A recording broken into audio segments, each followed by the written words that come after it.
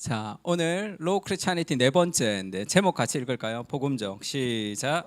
복음적 성령 충만은 자신과 타인을 바라보는 눈을 새롭게 한다. 원래는 다섯 번째인데 저희가 그 야외 예배 때가 세 번째였는데 그게 영상이 안 올라가서 지금 이 번호가 좀 바뀌었습니다. 그래서 야외 예배 때를 2-1로 하고 이걸 네 번째로 하겠습니다.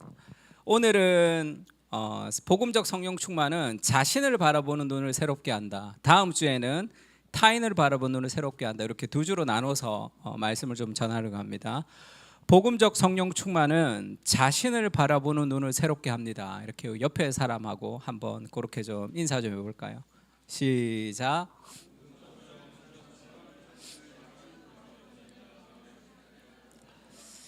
네, 좋습니다. 조금 긴 것 같은데. 예. 우리가 2장 14절부터 24절까지 읽고 또 36절부터 38절까지 이렇게 나눠서 좀 읽겠습니다. 제가 먼저 읽을게요. 베드로가 11 사도와 함께 서서 소리를 높여 이르되 유대인들과 예루살렘에 사는 모든 사람들아 이 일을 너희로 알게 할 것이니 내 말에 귀를 기울이라. 때가 제3시니 너희 생각과 같이 이 사람들이 취한 것이 아니라 이는 곧 선지자 요엘을 통하여 말씀하신 것이니 일렀으되 하나님이 말씀하시기를 말세에 내가 내 영을 모든 육체에 부어주리니 너희의 자녀들은 예언할 것이요 너희의 젊은이들은 환상을 보고 너희의 늙은이들은 꿈을 꾸리라. 그때에 내가 내 영을 내 남종과 여종들에게 부어주리니 그들이 예언할 것이요 또 내가 위로 하늘에서는 기사를 아래로 땅에서는 징조를 베풀리니 곧 피와 불과 연기로다. 주의 크고 영화로운 날이 이르기 전에 해가 변하여 어두워지고 달이 변하여 피가 되리라. 누구든지 주의 이름을 부르는 자는 구원을 받으리라 하였느니라.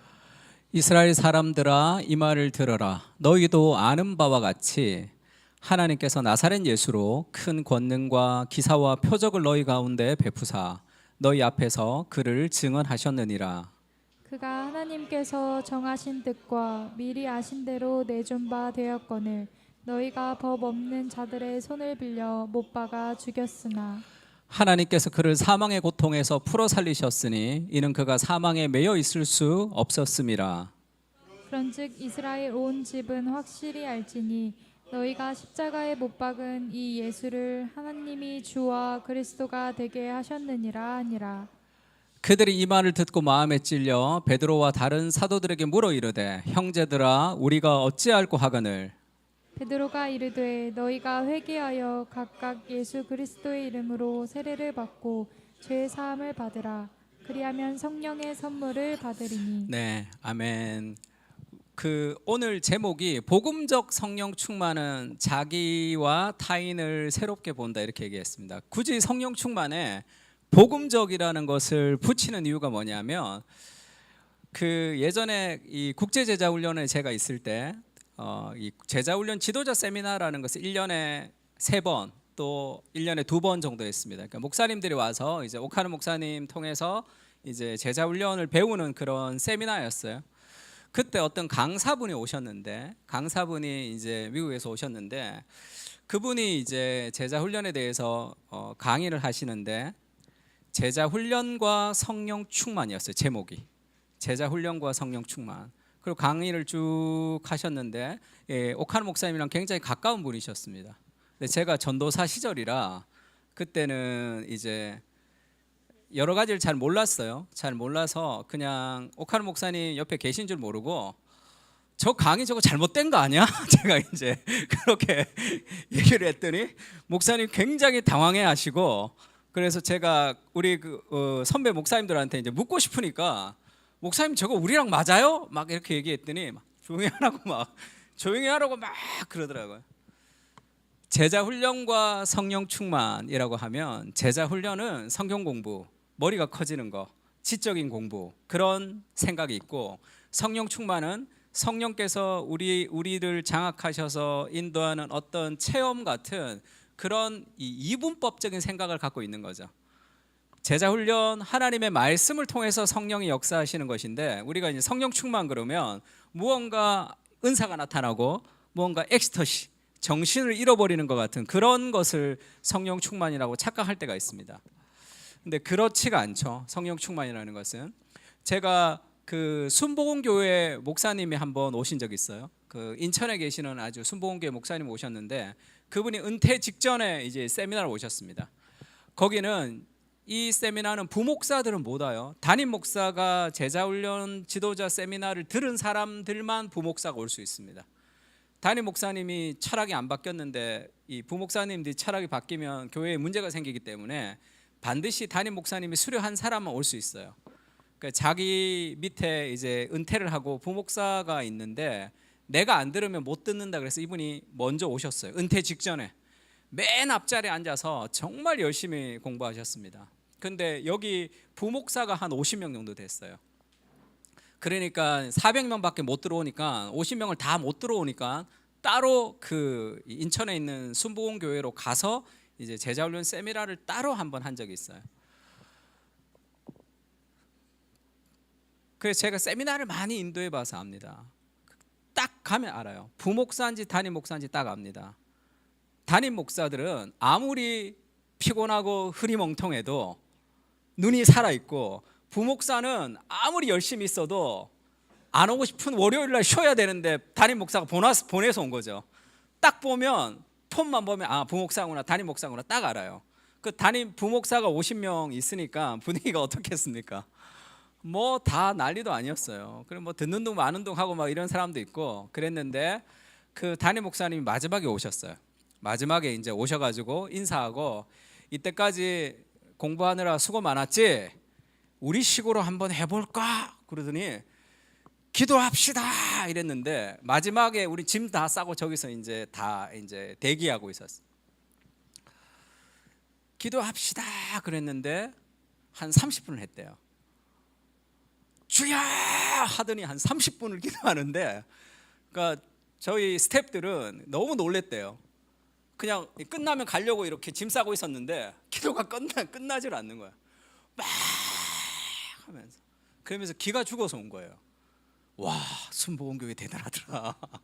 완전 쫄아가지고 제가 그 얘기를 전해 듣고 왜 그렇게 열심히 기도할까 할 때 이제 그런 얘기를 했어요. 뭐 가장 삶의 베이스에 뭐가 있느냐? 기도는 만사를 변화시킨다라는 생각이 있으면 열심히 기도할 수 있겠죠. 기도는 만사를 변화시킨다라는. 저는 기도는 만사를 변화시킨다고 믿지만 아무런 지성 없이 오직 기도하면 모든 것이 된다라고 믿지는 않습니다. 근데 기도는 만사를 변화시킨다. 기도는 절대 부도나지 않는다. 누가 이렇게 썼던데. 기도는 절대 부도나지 않는다. 그러니까 그건 좋은 거죠. 기도를 열심히 하는 건 좋은 거지만 성령 충만이 그런 것만은 아니죠.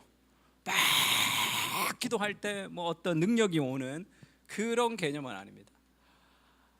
지금 요한복음에 보면 예수님이 그렇게 얘기하죠. 진리의 성령, 내가 올라가면 성령께서 오실 텐데 그 성령은 진리의 성령이 오시는데 그가 나를 증언하실 것이다. 그러니까 성령님의 특징은 진리입니다. 그래서 이 종교개혁자들이 이런 얘기를 막 쿰 베르보, 폴 베르붐 이런 말을 많이 했어요. 쿰 베르보 하면 말씀과 함께 이런 뜻입니다. 폴 베르붐 하면 말씀을 통해서, 성령님은 그냥 내려오지 않아요.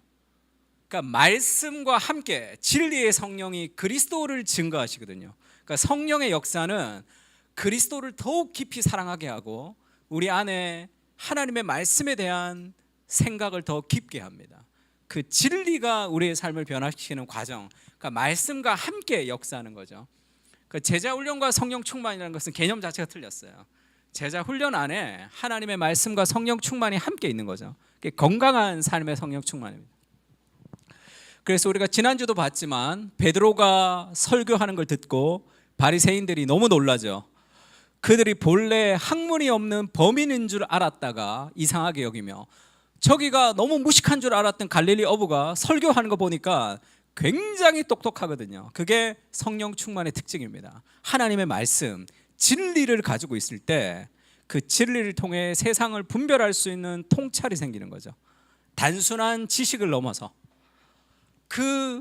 그래서 성령 충만은 지정의의 균형이라고 그랬습니다. 하나님의 말씀에 대해서 엄청나게 사모하게 되고 그 말씀 안에 하나님의 인격을 깊이 경험하게 되어서 삶이 변화되는 그런 과정을 거치는 거죠. 그래서 오늘도 저 사람들 술 취했다 이렇게 얘기하니까 베드로가 일어나서 그렇게 얘기합니다. 이 일을 너희로 알게 할 것이니 이렇게 얘기하죠. 이게 무슨 말이죠? 이 방언이 일어나고 이 공동체에 성령이 임했던 사건을 베드로가 해석해 주는 거죠.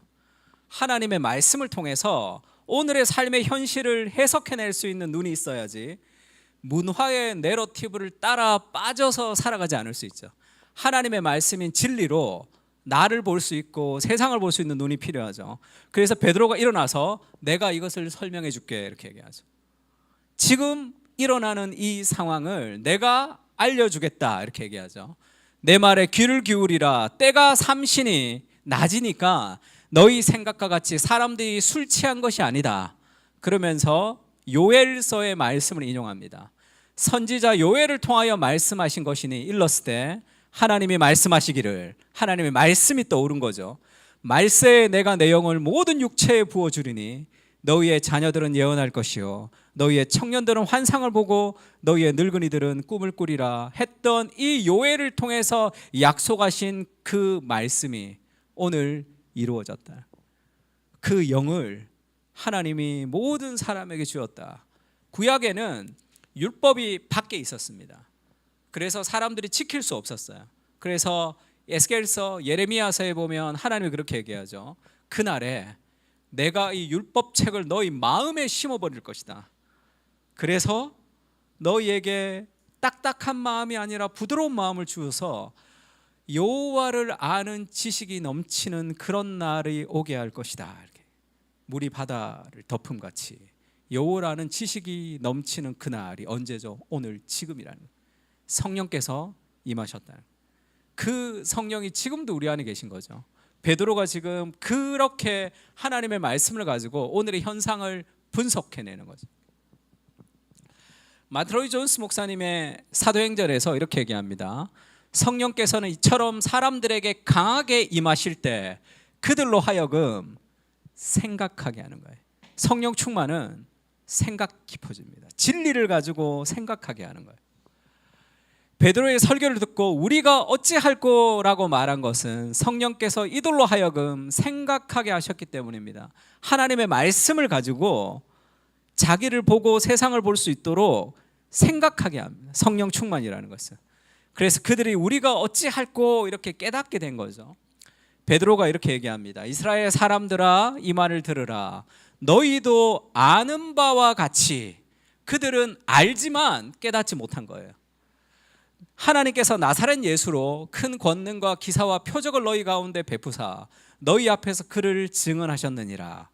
그가 하나님께서 정하신 뜻과 미리 아신 대로 내어준 바 되었거늘 너희가 법 없는 자들의 손을 빌려 못 박아 죽였으나 하나님께서 그를 사망의 고통에서 풀어 살리셨으니 이는 그가 사망에 매여 있을 수 없음이라. 너희가 예수를 몰라보고 예수를 죽였는데 그를 하나님이 살리셨고 그가 부활했다는 그것을 그들로 깨닫게 해주는 거죠. 그러니까 그 사람들 그렇게 얘기합니다. 같이 한번 읽을까요? 그런즉 시작. 십자가에 못 박은 이 예수를 하나님이 주와 그리스도가 되게 하셨느니라. 그들이 이 말을 듣고 마음에 찔려 베드로와 다른 사도들에게 물어 이르되 형제들아 우리가 어찌할꼬 하거늘. 베드로가 말씀하죠. 너희가 십자가에 못 박힌 예수를 하나님이 주와 그리스도가 되게 하셨느니라. 그 말을 듣고 마음이 찔립니다. 그리고 형제들아 우리가 어찌할꼬 생각하는 거죠. 깨닫지 못했던 무언가를 깨달을 때 삶은 회개가 일어나는 거죠. 그러니까 하나님의 말씀이 없는 변화라는 것은 존재하지 않습니다. 인간의 결심을 통해서는 변화되지가 않는다고. 말씀이 와야 되는 거예요.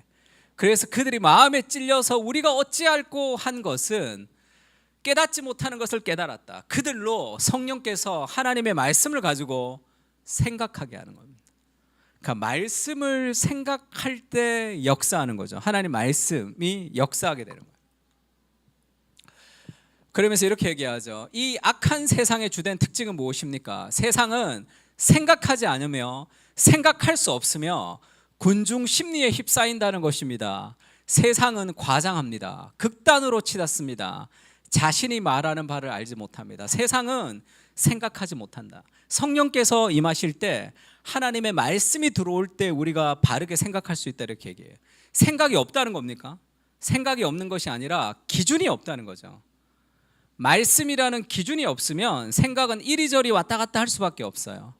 그래서 로이드 존스가 믿음은 생각하는 것인데 믿음이 없으면 생각하지 않습니다. 생각하지 않으면 어떻게 되죠? 어렵고 힘든 상황에서 생각하기를 포기하면 문제에 눌리게 되죠. 불평과 원망과 우울로 치닫게 됩니다. 왜죠? 생각이 없기 때문에. 힘들면 힘들다, 어려우면 어렵다, 아프면 아프다, 환경에 끌려가는 삶, 그게 생각이 없기 때문이다 이렇게 얘기하죠. 그리스도의 십자가에서 그리스도가 실패했죠. 그리스도가 죽었지만 그것을 하나님께서 사망에 매여 있을 수 없도록 살리셔서 그 실패가 성공으로 변화시켰다는 거예요. 그 하나님의 주권을 신뢰하면 오늘의 실패에 낙심하지 않을 수 있겠죠. 그것을 붙들어야 된다. 사람이 감당할 시험밖에 너에게 당한 것이 없다 하면 그것을 붙들어야 돼요. 언제까지? 내 마음에 확신이 들 때까지. 그러면 그 말씀이 역사합니다. 그 말씀이 내 안에서 역사합니다. 그래서 렘브란트의 그림에도 풍랑치는 예수님 앞에 막 풍랑치면서 예수님 우리가 어떻게 해야 됩니까? 라고 예수님을 깨울 때 틴켈러가 이렇게 설교했죠. 당신의 믿음이 어디 있습니까? 믿음을 꺼내서 활용하라는 거예요. 믿음을 꺼내서 활용하다는 게 뭐죠? 생각을 하는 겁니다. 생각하세요. 패닉에 빠지지 마세요. 당신이 생각한다면 결코 패닉에 빠지지 않을 것입니다. 믿음은 생각하는 거죠. 환경이 우리를 무너뜨릴 때, 문제가 생길 때 문제에 눌리지가 않습니다. 왜냐하면 하나님을 초대하거든요. 지금 이 상황을 통제할 수 있는 분이 하나님이시다라는 그 하나님에 대한 의지는 우리를 흔들리지 않게 합니다. 왜 흔들리냐 하면 내가 이 상황을 통제하고 싶으니까 그렇게 안 될 때 절망과 좌절을 하게 되는 거죠. 바울이 멜리데 섬에 이렇게 배가 난파해서 멜리데 섬에 내린 적이 있죠. 그래서 바울이 나무 한 묶음을 거두어 불에 넣었습니다. 독사가 나와서 그 손에 물고 있는 독사가 물었어요. 그 짐승이 그 손에 매달려 있음을 보고 이 멜리데 섬의 주민들이 그렇게 말하죠. 진실로 이 사람은 살인자로다. 바다에서는 구조를 받았으나 공의가 그를 살지 못하게 함이로다. 나쁜 일이 생기면 뭔가 저주받았구나, 좋은 일이 생기면 잘했구나, 그런 환경 결정론자가 되는 거죠. 그래서 바울이 뱀에 물렸니까 이 사람은 살인자다 이렇게 얘기했습니다. 근데 그 짐승을 불에 떨어뜨렸죠. 독사를. 조금도 상함이 없더라. 그가 붙든지 혹은 갑자기 쓰러져 죽을 줄로 기다렸다가 오히려 기다려도 그에게 아무 이상이 없음을 보고 돌이켜 생각하여 말하되 그를 신이라 이렇게 얘기하죠. 이것이 생각하지 않는 삶의 문화죠. 이 극단과 저 극단으로 왔다 갔다 합니다. 삶에서 정치 마찬가지죠. 하나님의 말씀의 기준을 가지고 분별하지 못하면 양극단을 왔다 갔다 하는 거예요. 그를 신이다라고 얘기했다가 그는 살인자다라고 얘기하는 그 기준이 없는, 말씀에 어떤 생각이 없는 삶이 계속 환경을 왔다 갔다 한다는 거죠. 고린도 후서는 그렇게 얘기합니다. 같이 한번 읽을까요? 우리의 싸우는 시작. 육신에 속한 것이 아니요 오직 어떤 견고한 진도 무너뜨리는 하나님의 능력이라. 모든 이론을 무너뜨리며 하나님 아는 것을 대적하여 높아진 것을 다 무너뜨리고 모든 생각을 사로잡아 그리스도에게 복종하게 하니. 우리가 싸우는 전쟁의 핵심은 육신에 속한 싸움이 아니죠. 영적인 전쟁입니다. 그 영적인 전쟁이 어디서 일어나느냐? 오직 어떤 견고한 진도 무너뜨리는 하나님의 능력이라 모든 이론을 무너뜨리며 어떤 이론이 있다는 거예요. 하나님의 말씀이 아닌 다른 어떤 이론이 우리를 장악하기 때문에 우리가 그 삶을 영위하기가 쉽지 않은, 그러니까 성령으로 충만하지 못하면, 진리가 우리의 삶에 들어오지 못하면 다른 것들이 우리를 장악합니다. 대부분의 사람들은 우리가 하나님의 은혜를 받을 때가 있고 중간지대가 있고 그 다음에 죄악 가운데 빠질 때가 있다고 생각하는 착각이 있어요. 하나님의 말씀이 우리를 채우지 못하면 다른 것들이 우리를 채웁니다. 그것이 우리를 양극단으로 왔다 갔다 하게 된다는 거. 어떤 이론이 하나님을 아는 것보다 더 높아진 어떤 이론, 다 무너뜨리고 모든 생각을 사로잡아 그리스도에게 복종하게 하니, 이렇게 얘기하죠. 모든 삶의 행동에는 어떤 이론이 있습니다. 내가 믿는 어떤 무엇이 있는 거예요. 어떤 생각이 있는 거예요. 나를 이끌어가는 삶의 드라이브가 있습니다.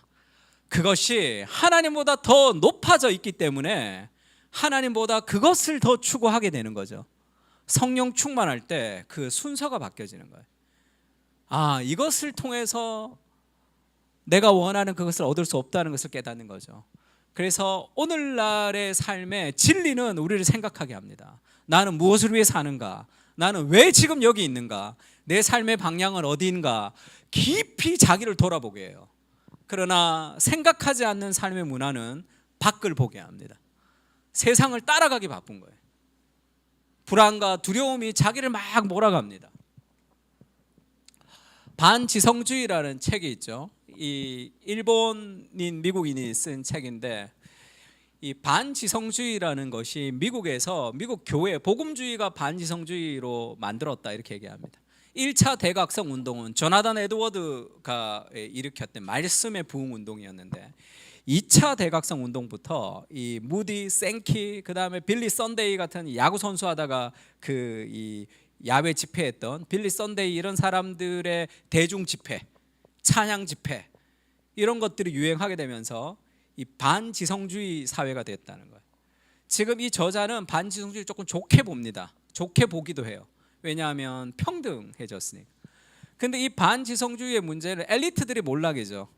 엘리트들이 뭔가 잘못된 삶을 사니까 거기에 반대해서 막 이렇게 공격하듯이 이루어진 거죠. 반지성주의는 지성에 반대하는 것이 아닙니다.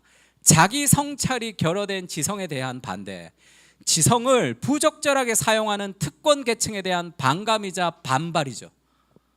그래서 똑똑해도 소용없어, 그러면서 다 반지성주의 사회가 돼버린다는 거예요. 그래서 미국의 민주주의가 무너져 버렸다는 거죠. 반지성주의는 부정적 방향으로 흐를 위험성이 항상 있죠. 포퓰리즘에 휩쓸리기도 하고 권력에 이용당하기도 합니다. 모든 사람이 하나의 표를 할 수 있는 평등주의는 맞지만 모든 이론이 다 맞는 건 아니잖아요. 더 전문가가 있고 그렇지 않은 사람들이 있습니다. 근데 전문가의 말을 무시하는, 나의 말과 너의 말이 다 똑같은 모든 지적 평등 사회가 돼버린 거죠.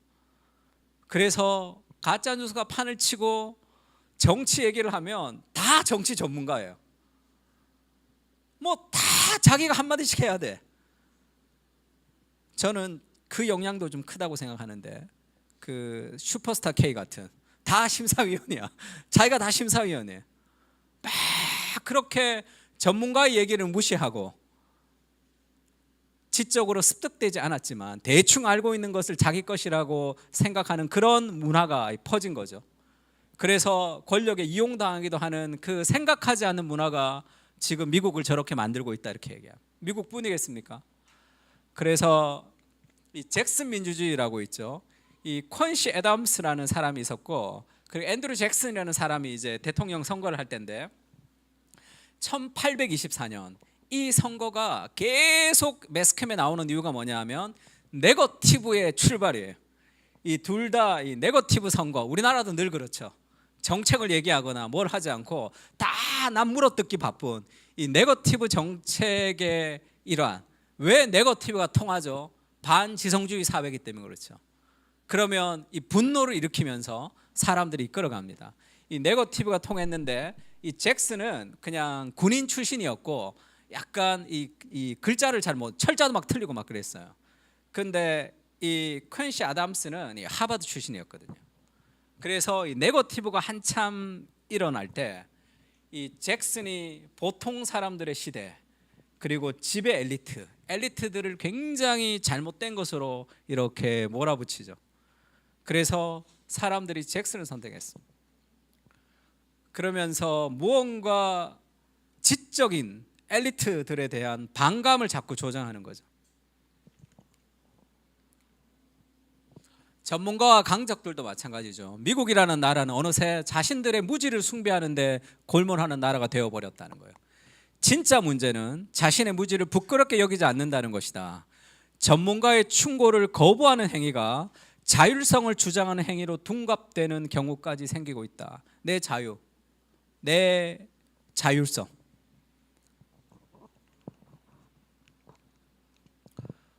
성령이 충만할 때 우리는 하나님의 말씀을 가지고 생각하고 삶을 적용합니다. 그런데 다 말씀을 잘 몰라요. 회사 가서 기독교인을 만나는데 다 그렇게 말씀 잘 몰라. 막 매일 뭐 성경 보는 사람도 거의 없어. 그러니까 그런 사회를 우리가 살아가는 거죠. 전문 지식에 대한 공격이 이전보다 뚜렷하게 두드러지고 있는 이유가 인터넷과 소셜미디어의 확산 때문일 수 있다, 이렇게 얘기합니다. 24시간 쉬지 않고 올라오는 온라인상의 뉴스 때문일 수도 있다. 그러나 더 중요한 사실은 이런 전문 지식의 거부 현상에 사람들의 독선주의나 분노가 스며들어 있다는 점이다. 어쩌면 단순한 무지보다 더 나쁘죠. 미세한 불평등의 기미만 보여도 참지 못하는 나르시신적 문화의 심화가 야기된 분노가 그 정서 밑바닥에 깔려있기 때문입니다. 잘 모릅니다. 그러나 어떤 불평등도 용납하고 싶지 않는 그런 이상한 자기 숭배의 문화가 깔려있다는 거죠. 그래서 사람들은 깊이 생각하지 않습니다. 말씀을 묵상하고 말씀의 시간을 드리고 그렇게 살아가지 않는 거예요. 이런 이 문화의 내러티브 안에 우리가 살고 있는 거죠. 이것을 가속시키는 것이 웹이죠. 웹 환경은 우리를 형성하는 인식론적인 서식지입니다. 이것만 알아도 우리는 깨어 있을 수 있다는 거죠. 웹은 우리 내면의 표현적 개인주의를 개발할 수 있도록 독특하게 설계되어 있다. 그 형식 자체가 자아 중심성을 부추기는 거죠. 웹이라는 환경에 우리가 많이 노출되면서 그 자체가 표현적 개인주의, 자기 중심성을 더 강화시키는 시대입니다. 그래서 절대 진리를 가지고 나를 맞추고 싶지 않는 거예요. 내가 원하는 대로 살아가고 싶은 그런 사회가 된 거죠. 그래서 이렇게 얘기합니다. 성경이 진리가 아니어서 보지 않고 믿지 않는 것이 아니다. 성경 진리라는 거 알아요. 성경과 반대되는 강력한 다른 주장을 믿기 때문도 아닙니다. 그냥 관심이 없는 거예요. 왜 관심이 없느냐? 성경은 진리인지를 아는데 온라인에 확산되는 생각과 밈, 사고방식이 성경의 진리와 맞지 않다고 느껴졌기 때문이죠. 우리의 사고가 온라인과 웹 환경, 쇼츠와 그런 이 릴스에 어울리도록 사고가 바뀐단 말이에요. 지성의 문제가 아닙니다. 날마다 사소한 논란과 값싼 분노, 대단치 않은 논쟁에 빠져서 그렇게 된 것이다. 그래서 이것은 기술의 문제가 아니라 예배의 문제라는 거죠. 생각하고 싶지 않은 문화 안에 우리가 살고 있습니다. 또 웹이라는 환경 속에서 우리가 살아가고 있기 때문에 말씀을 묵상하고 생각하고가 나랑 어울리지 않는다고 생각하는 거예요. 왜냐하면 그것은 어렵고 힘고 하기 싫은 문제거든요. 왜냐하면 시간과 집중력을 투자해서 그거를 배우고 공부해야 되잖아요. 그래서 제가 성경을 쭉 가르쳤는데 한 15년 전부터 듣는 말이 뭐냐면 성경이 어렵다는 얘기를 자꾸 들어요. 왜? 쭉 읽고 빨리 이해해야 되는데 쭉 읽는데 이해가 안 되거든요. 그럼 안 본단 말이에요. 그것을 공부하고 그것을 배우고 그런 마음은 잘 안 드는 거죠. 왜냐하면 우리는 조금 더 쉽게 편한데 익숙해져 있기 때문에 그렇습니다. 표현적 개인주의를 개발하고 부추기죠. 온라인은 내가 하나님이 되는 그런 환경입니다. 그러니까 뭐 오프라 윈프리 같은 사람은 당신이 믿는 대로 된다. 그런 자기 중심성을 더 강화시키죠. 싸이월드가 있었어요. 주크버그가 그 우리나라의 이준석 의원이랑 같이 하버드 대학을 다녔대요. 그러니까 주크버그가 처음에 페이스북을 만들 때 하버드 대학에 그 이 기숙사에 있는 사람들 누가 있는지를 알아보기 위해서 그렇게 처음에 만들었다는 거예요. 그러니까 사람들이 너무 신기해가지고 그걸 막 왜 이렇게 인터넷으로 막 볼 때 이준석 의원이 그렇게 얘기했다요. 야, 그거 한국에 다 있어 이미 이미 쌍용화돼서 이미 제품으로 출시됐어. 싸이월드야 이렇게 얘기하면서 이미 나왔다. 넌 늦었다. 그거는 이제 안 통한다. 그랬는데 싸이월드는 문 닫고 페이스북이 번창했죠. 왜 그렇게 됐을까? 저는 싸이월드 세대이기 때문에 싸이월드를 쓰다가 페이스북으로 넘어간 세대이기 때문에 싸이월드는 내가 그 사람의 글을 읽으려면 그 사람의 문에 들어가야 돼요. 그 사람의 방에 들어가야지만 볼 수 있습니다. 페이스북은 가만히 있어도 막 뜨죠. 친구들의 이야기가. 처음에는 너무 놀랐어요. 이 사생활 침해 아닌가? 이래도 되나? 막 수도 없이 빨리 뜨죠. 속도입니다. 훨씬 빠르게, 훨씬 나의 뇌를 거기에 좋아요가 막 생기면서 여기 누르고 저기 누르고 이러면서 계속 훨씬 더 빠른 속도감에 우리에게 보상 심리를 막 주는 거죠. 그러니까 싸이월드는 도태될 수밖에 없는 거예요. 속도. 근데 그 속도도 견딜 수 없는 거예요. 왜? 페이스북은 아저씨들이 쓰죠. 요새는 대부분 다 글이 길어. 질질 길게 줄줄. 그러니까 안 보고 싶은 거예요. 젊은 사람들은 다 인스타로 좀 넘어가죠. 저보고 목사님 페이스북에만 글 쓰지 말고 인스타가 훨씬 더 젊은 사람 많으니까 인스타에 목사님 그거를 좀 나누면 좋겠다 그러더라고요. 인스타에 한번 붙여넣기 해봤어요. 너무 길대.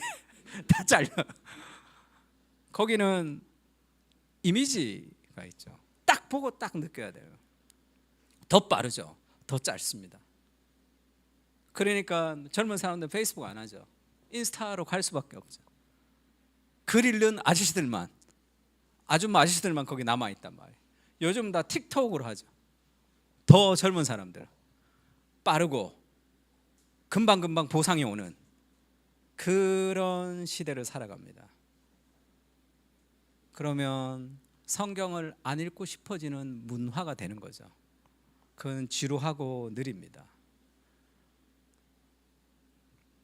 인생에서 내 삶을 거기에 투자해야 돼요. 내가 왕이 되어서 나의 왕국에서 내가 마음대로 시간과 공간을 정복하는 그런 곳에서, 그리고 부캐가 유행하는 이유가 뭐죠? 내가 나를 마음대로 만들 수 있어요. 속이는 거죠, 어떻게 보면. 그래서 뭐 요즘 저기 그 면접 볼 때 뽀샵 하지 마라고, 사진 보낼 때 뽀샵 하지 마라는 그런 것도 있잖아요. 얼굴이 너무 다르니까. 그런 부캐, 그 안에서 내가 다른 사람이 되는 거예요. 다른 역할을 한단 말이에요. 내가 마음대로 할 수 있는 나의 왕국에서 내가 하나님 노릇하며 살아간단 말이에요. 그런데 어떻게 됐죠? 지금 미국의 청소년들의, 특히 여자아이들에게 이 온라인 웹 환경, 인스타가 위험하다라고 조나선 하이트가 여자아이들에게 더 위험하죠. 우울증이 급등했습니다. 자살률도 높아졌습니다. 이렇게 급등하게 된 계기가 뭐냐? 1912년 온라인의 시작이다, 그렇게 얘기하죠. 인터넷의 온라인, SNS의 시대가 되면서 정치는 양극화가 되고 우울증은 더 심해졌고 사람들은 더 불안한 사대가 되었죠. 왜? 내가 스스로 왕이 되는 표현적 개인주의 시대에 더 빠른 거, 더 쉬운 거, 더 짧은 보상을 더 빨리 받고 싶은 시대를 살아가면서 정말 진리와 멀어지는 마틴 로이드 존스가 그 시대에 말했던 생각이 없는 삶의 문화로 접어드는 거죠. 같이 한번 읽을까요? 시작. 하나님의 말씀 앞에서 복음으로 나를 바라볼 수 있는 훈련이 좀 필요합니다. 그래서 읽고 쓰고 듣고 말하는 것 자체를 교회에서 훈련시켜야 된다고 생각해요. 어린 시절부터 소그룹을 통해서 읽는 거, 그 다음에 사람들의 말을 듣는 거, 그리고 말하는 거, 쓰는 거, 이 전체를 함께 하나님의 말씀과 함께 훈련을 해야지 정말로 시대를 거스르는 그런 올바른 방향으로 가지 않을까 그렇게 생각합니다. 말씀을 통해서 그들이 마음에 찔려서 어찌할꼬라고 했던 그 생각은 결국 내가 그냥 괜찮게 살았는데 말씀을 딱 깨달으니까 아, 내가 죄인이구나 라는 걸 깨닫는 거죠. 아, 내가 지금 이렇게 살아서는 안 되구나 라는 걸 깨닫는 거예요. 하나님의 말씀을 통해서 지금 살고 있는 내 삶에 무엇을 비춰야지 아, 내가 정말 죄인이구나, 나를 의지할 수 없구나라는 걸 깨달을 때 우리는 하나님께 나갈 수 있습니다. 그것이 필요한 거죠. 구스인이 피부를, 구스인은 흑인이에요. 아프리카. 표범이 반점을 변하게 할 수 있느냐? 그걸 할 수 있으면 악에 익숙한 너희도 선을 행할 수 있다고 내가 믿어줄게. 하나님은 그렇게 얘기합니다. 인간은 선을 행할 수 없는 악한 존재라는 거죠. 모든 사람이, 같이 읽을까요? 시작. 말씀에 하나님의 영광에 이르지 못하더니. 이것이 우리의 상황이죠. 성령께서 하나님의 말씀을 통해서 우리에게 내가 어떤 존재인지를 깨닫게 해줘야 돼. 나를 의지할 수 없다는 것을 깨닫게 해줘야 됩니다. 그래야 하나님을 의지하는 거예요. 폴 트립이 사람은 어떻게 변하는가에서 그렇게 얘기했습니다. 나는 젊은이들을 상담하면서 그들이 복음에 냉랭하게 대하는 주된 이유는 자기에게 복음이 필요하지 않다고 생각하는 경향이 있음을 확신하게 되었다는 거예요. 왜 복음이 별로 필요하지 않느냐? 절박하게 복음이 필요한 죄인으로 생각하지 않기 때문에 자연스레 구원자에 대해서도 별로 감사하지 않게 된다. 즉 자신이 그리스도 안에서 새로운 자임을 깨닫지 못하는 거죠. 복음은 우리가 죄인 되었다는 것을 깨닫게 하고 그 안에서 새로워졌다는 것을 깨닫게 합니다. 그래서 겸손과 용기가 생기는 거죠. 이것을 깨닫지 못하면 미지근한 삶을 살아가는 거예요. 내가 죄인도 아니고 하나님이 함께 하셔서 할 수 있는 것도 아닌 적당한 인생을 살아가면서 삶은 점점 힘들어집니다. 그리스도의 거하심을 깨닫지 못하면 우리는 늘 불안에 사로잡힌 채 살게 될 것이고 어려운 일을 피하고만 싶어하고 쉽게 두려움에 휩싸이게 됩니다. 그것이 하나님의 말씀을 깨닫지 못하며 살아가는 삶의 결과 같은 거죠. 하일데베르그 요리문답에서 그렇게 얘기하죠. 당신은 자신이 비참한 상태에 있음을 어떻게 알 수 있습니까? 율법을 통해서, 말씀을 통해서 알 수 있다는 거예요. 말씀이 뭐라고 얘기합니까? 말씀은 마태복음 22장에 요약을 했습니다. 하나님을 사랑하고 마음과 목숨과 뜻을 다해서 하나님을 사랑하고 내 이웃을 내 몸과 같이 사랑하라라고 말했습니다. 그러면 당신은 하나님을 사랑하고 사람을 사랑할 수 있습니까? 5문에 그렇게 묻죠. 답을 한번 읽어볼까요? 전혀. 시작. 하나님과 내 이웃을 미워하는 성향을 가지고 있기 때문입니다. 그게 우리죠. 본성적으로 사람을 사랑할 수 없는 존재라는 것을 알 때 기도하게 됩니다. 그래서 가정을 회복시키고 부부관계를 회복시키고 정말 많은 노력하지만 잘 안 되잖아요. 잘 안 된다. 인간의 노력으로 할 수 없다는 것을 깨닫는 거죠.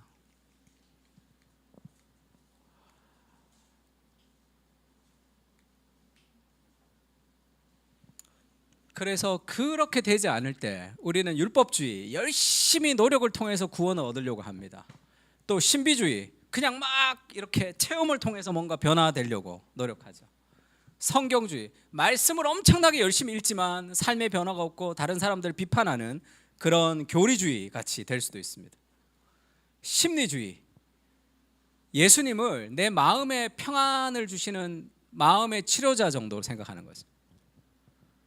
내 마음의 평안을 주시는. 관계주의는 교회가 좋은 거예요. 사람들이 좋은 겁니다. 혼자 있으면 외롭고 사람들이 좋은 거죠. 그래서 나를 격려해주는 사람들 자체가 좋은 거예요. 근데 소그룹을 바뀌었는데 내가 별로 마음에 안 드는 사람이 있으면 교회 안 나옵니다. 이 관계주의죠. 그러니까 복음으로 나를 바라보지 못하는. 근데 왜 이렇게 살아가느냐 하면 이 폴 트립이 그렇게 얘기했어요. 모든 종류의 주의가 매력적인 이유는 그것이 각각 복음의 중요한 한 측면만을 강조하기 때문이죠.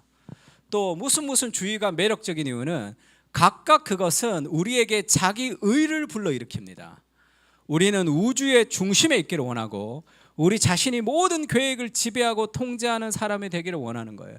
그래서 그런 주의, 무슨 주의, 반쪽의 복음을 우리가 좋아하는 이유는 복음의 한쪽 측면을 가지고 있긴 있기 때문이죠.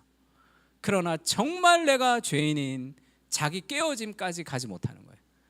성령이 우리에게 임하시면 내가 얼마나 죄인인지를 보게 합니다. 동시에 내가 얼마나 사랑받는 존재인지를 깨닫게 해요. 그래서 나를 의지하지 않고 하나님을 의지하게 하면서 많은 것들을 할 수 있도록 만들어주는 거죠.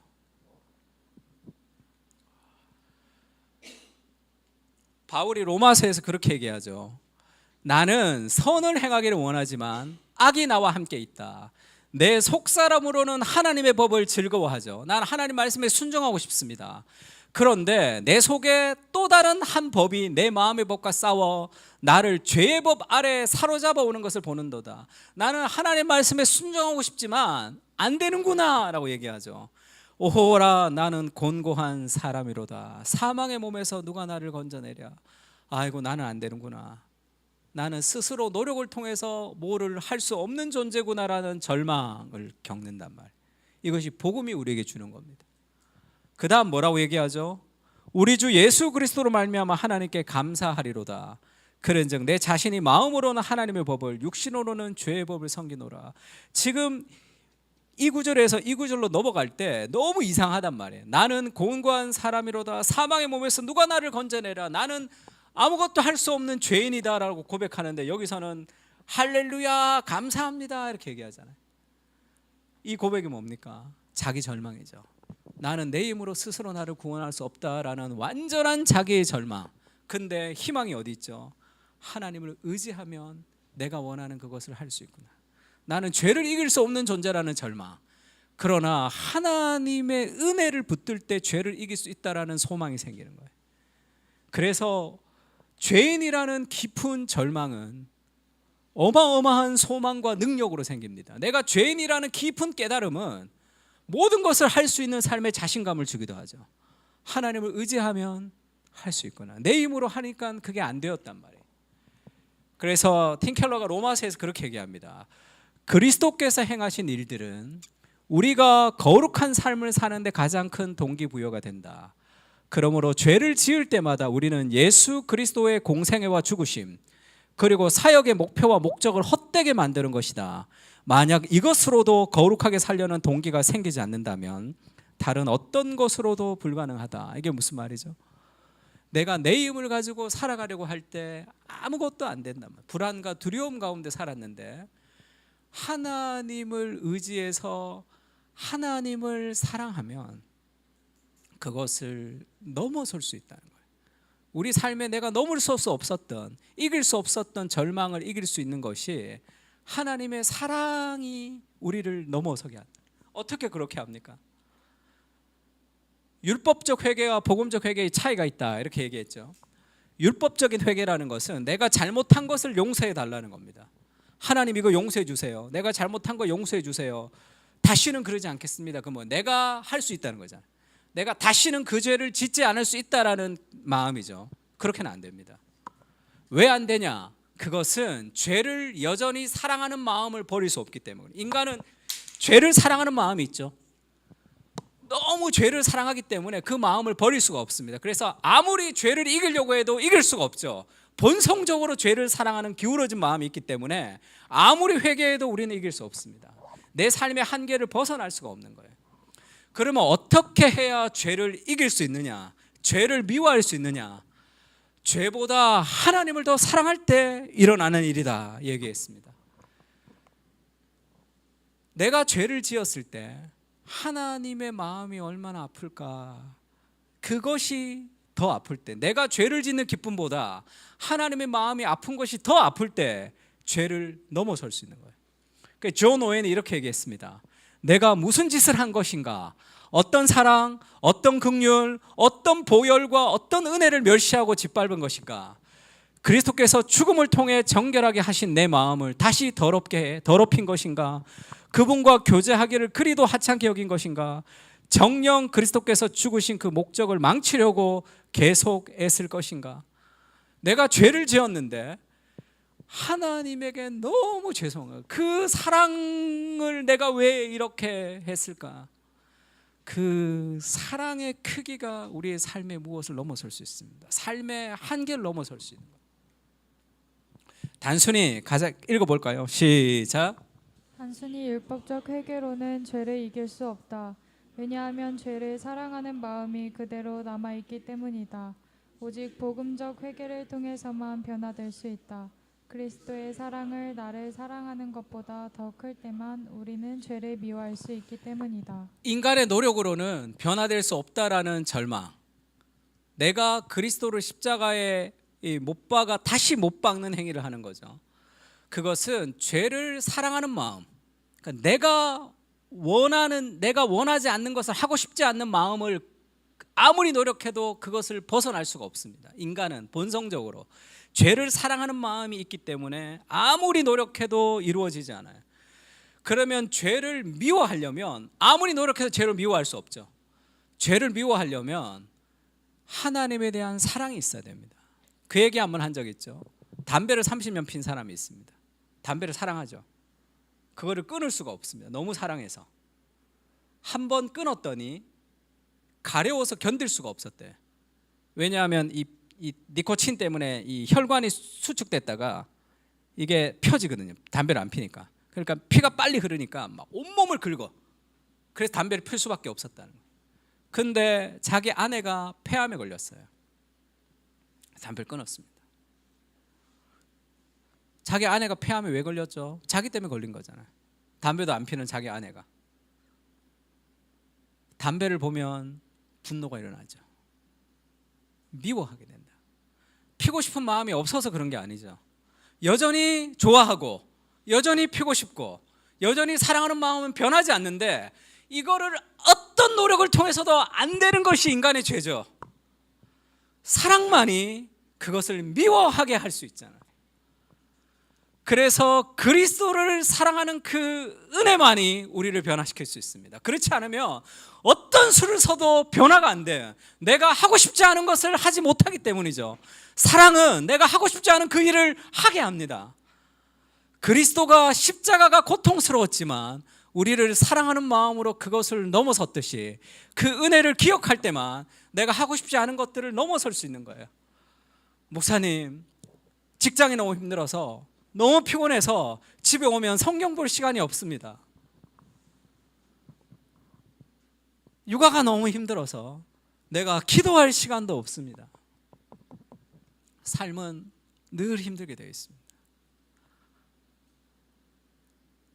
우리를 비춰야 되는 거예요.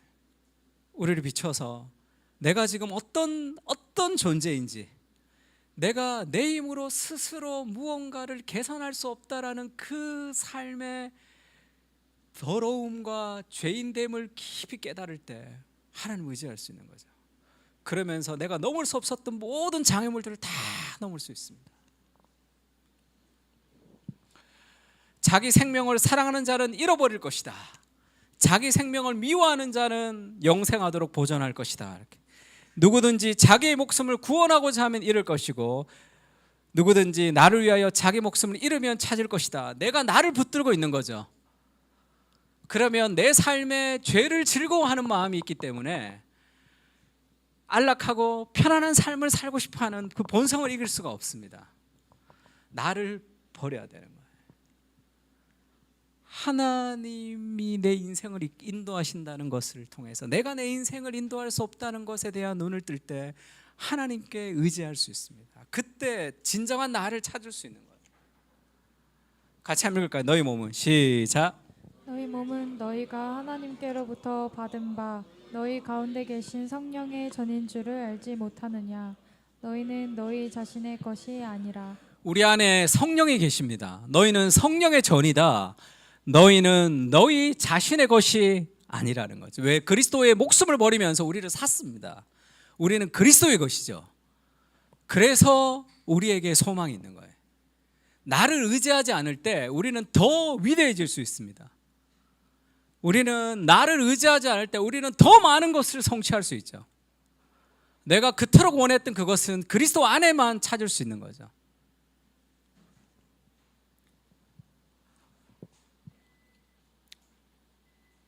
나를 찾는 법이라는 책이 있는데 이 사람이 그렇게 얘기했어요. 이 저자가 자신에게 과도하게 집중하는 것은 교만의 뿌리이며 교만은 자신에 대한 왜곡된 시각을 낳습니다.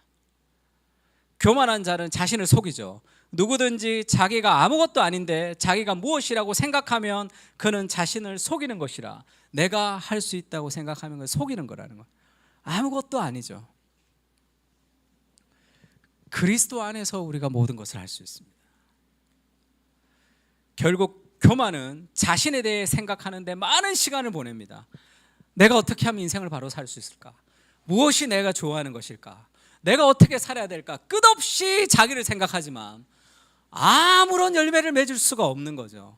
왜냐하면 내 본성은 내가 좋아하는 것은 내가 싫어하는 것을 하고 싶지 않는 죄를 사랑하는 마음이 있기 때문에 나를 넘어설 수가 없는 거예요. 교만은 끝없이 자신을 생각하지만 깨닫지 못합니다. 내가 누구인지를 알지 못해요. 하나님의 말씀을 통해서 성령께서 깨닫게 해주셔야 되는 거예요. 우리가 어찌할꼬? 내가 이렇게 사는 것이 잘못된 것이구나라는 것을 깨달아야 된다. 겸손은 자신을 낮게 생각하는 것이 아니죠. 팀 켈러는, 이 사람도 팀 켈러 인용하는데, 복음적 겸손의 본질은 나 자신을 더 많이 생각하거나 덜 생각하는 것이 아니라 나 자신을 그다지 중요하지 않다고 생각하는 것이다. 번역 잘못했죠. 정확하게 하면 복음적 겸손의 본질은 나 자신을 더 생각하거나 덜 생각하는 것이 아니라 나 자신에 대한 생각 자체를 안 하는 거예요. 나 자신의 생각 자체를 덜 하는 겁니다. 왜죠? 나는 아무것도 기대할 게 없거든요. 그때 하나님이 나를 통해서 모든 것을 할 수 있는 거죠. 날마다 하나님을 의지하며 살아갈 수 있습니다. 하나님 우리를 깨닫게 하지 못하시면 나는 올바른 삶을 살 수 없습니다. 내가 하나님을 의지하지 않고는 하루도 내가 살아갈 수 없는 연약한 죄인이라는 그 고백이 우리를 날마다 하나님 앞에 서게 하고 그 하나님의 지혜로 우리가 할 수 없었던 그것들을 하게 하는 거죠. 이는 자기 망각의 자유이자 진정한 기쁨으로 가는 길이라 부른다는 거예요. 복음의 능력은 같이 읽을까요? 시작. 능력은 첫째, 나는 내가 감히 생각했던 것보다 훨씬 더 죄인이고 허물 많은 존재입니다 라고 고백하는 것이다. 둘째, 나는 감히 바랐던 것보다 더 많은 사랑을 받고 용납되었습니다 라고 말하는 것이다. 나는 하나님께 더 많이 사랑받고 용납되었다는 것을 깨달으면 우리는 여러 가지 삶에서 위축되지 않습니다. 삶의 여러 가지 문제를 넘어설 수 있어요. 그 용기가 없는 이유는 내가 죄인 되었다는 것을 깨닫지 못하기 때문에 그렇습니다. 이 두 가지를 적당히 양발을 걸치고 있는 거죠. 정말 복음을 깨달으면 삶에 용기가 생깁니다. 할 수 있어요. 왜? 내가 하는 게 아니잖아요. 하나님이 나를 통해서 할 수 있다. 바울은 죄인 중에 괴수라고 얘기하지만 그 일들을 행한 거죠. 그래서 우리가 이 복음의 십자가 볼 때도 하나님의 사랑과 거룩이 커지고 나의 죄성이 커지면서 그리스도의 복음의 은혜가 더 커진다 그렇게 얘기했습니다. 우리는 같이 한번 읽을까요? 시작. 우리는 이인이 동시에 죄인이다. 그러나 많은 사람들은 죄의 측면이 압도한다. 죄인은 자신의 쉽게 눈에 띄지만 성도인 자신을 바라보는 데는 노력이 필요하다. 때로 복음은 한 줄짜리 기타 같아서 우리는 그저 힘겨운 인생을 사는 것처럼 느껴진다. 우리는 의인인 동시에 죄인입니다. 근데 왜 복음이 한 줄짜리 기타 같아서 힘겨운 인생을 복음이 있는데 왜 그렇게 살아갈까? 지금 성령이 우리에게 오셨다. 베드로가 그렇게 얘기하죠. 그 성령이 지금도 우리 안에 계시단 말이에요. 하나님을 의지하면서 우리는 이 복음의 힘을 더 내야 된다. 이렇게 얘기합니다.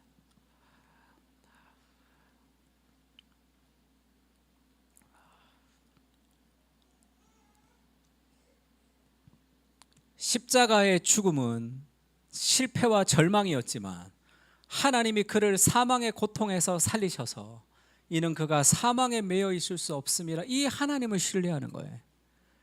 나는 힘이 없습니다. 십자가에 못 박혀 법 없는 자들의 손을 빌려 죽는 것 같은 그렇게 연약한 존재이지만 하나님이 사망의 고통에서 풀어 살리고 사망에 매여 있을 수 없도록 하시는 그 능력을 하나님이 내 인생 가운데 행하신다는 그 삶에 자신감이 생기는 거죠. 그렇지 않으면 여러 가지 삶의 반복되는 사이클 속에서 나는 잘 안 되는구나, 그렇게 생각하는 거예요. 복음이 있지만.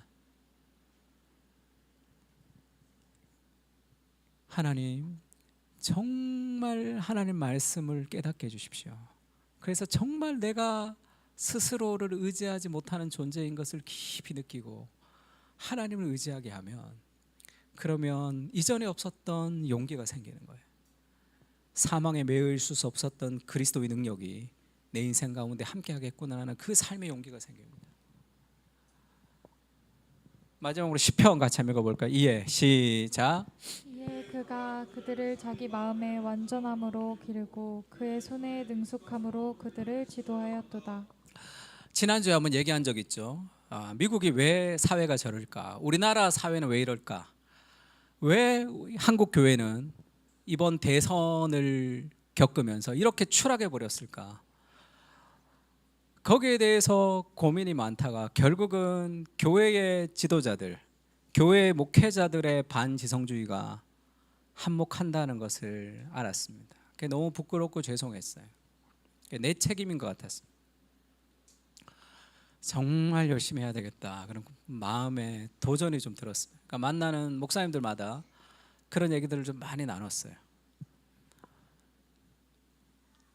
정말 하나님을 바라보는 그런 순전한 마음과 그런 간절한 마음으로 살아갈 때 우리는 계속 더 탁월해질 것이다. 제가 아는 목사님 중에 동탄 지구촌 교회 목사님 계신데 그분이 그런 얘기 한번 하시더라고요. 자기가 주일학교 20살 때 신학생이었는데 주일학교 교사였대요. 주일학교 교사였는데 그 지구촌 교회 여름 수련회를 하는데 방송실을 맡아줄 사람이 없어가지고 당신이 제일 나이 어리니까 당신 맡아라, 이렇게 얘기했대요. 갔더니 방송 장비가 어마어마한 거예요. 하나도 몰랐다. 근데 사람들을 잘 섬기고 싶었대. 주일학교 하는 거를 자기가 뭐 성경을 가르치는 것도 잘 못하고 자기가 할 수 있는 게 잘 없으니까, 그래서 방송실 직원한테 그걸 배웠답니다. 배웠는데 하나도 모르겠더래. 그래서 다시 바카스 사들고 가서, 그때는 영상이 없으니까 음성을 녹음했대요. 그거를 계속 듣고, 그리고 방송실 직원한테 사정을 해서 하룻밤 빌려달라 그랬대. 내가 거기 있겠다, 하루 밤샐 테니까 그거를 킬 수 있게 해달라고 해서 주일 저녁부터 수련회까지 밤새 그걸 해봤다는 거예요. 그리고 성경학교가 시작됐을 때 펑크 없이 했다는 거예요.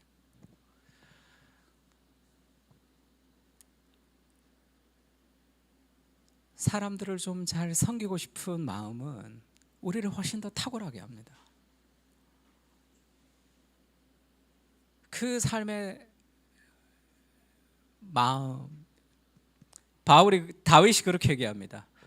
다윗이 자기의 마음의 완전함으로 기르고 그의 손의 능숙함으로 그들을 지도했다. 마음의 완전함, 하나님 앞에 순전한 마음을 가지고 하나님과의 관계성 안에 있고, 손의 능숙함, 이게 스케프리, 아주 탁월했습니다. 다윗은. 왜죠? 사람들을 잘 섬기기 위해서.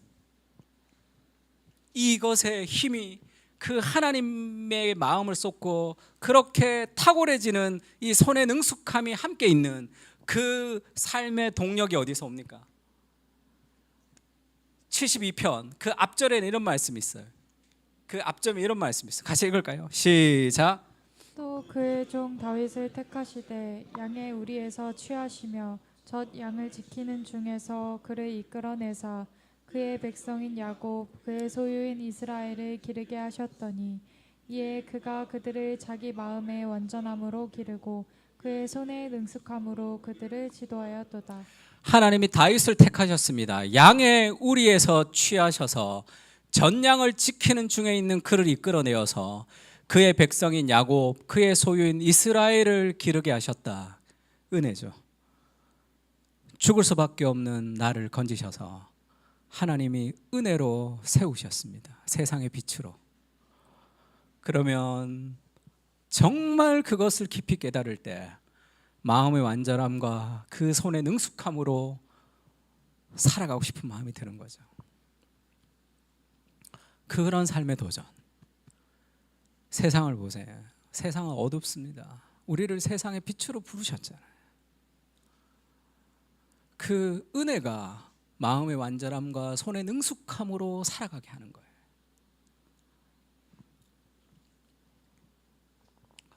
그런 은혜를 부어달라고 기도했으면 좋겠습니다. 사도행전 같이 한번 읽을까요? 시작. 하나님이 말씀하시기를 말세에 내가 내 영을 모든 육체에 부어주리니 너희의 자녀들은 예언할 것이요 너희의 젊은이들은 환상을 보고 너희의 늙은이들은 꿈을 꾸리라. 아멘. 베드로가 그렇게 얘기한 거죠. 그게 오늘이다. 성령이 임하시면 하나님의 영을 모든 육체에게 부어주는데 너희 자녀들은 예언할 것이고 젊은이들은 환상을 보고 비전을 본다는 거죠. 너희 늙은이들은 꿈을 꾸게 될 것이다. 지금의 삶에서 눈이 열리는 거죠. 그런 은혜를 주님 우리에게 허락해 주십시오. 그렇게 기도하는 마음으로 한번 찬양했으면 좋겠습니다. 우리 이 구절을 가지고 만든 찬양인데 마지막 날에라는 찬양이에요. 마지막 날에 내가 나의 영으로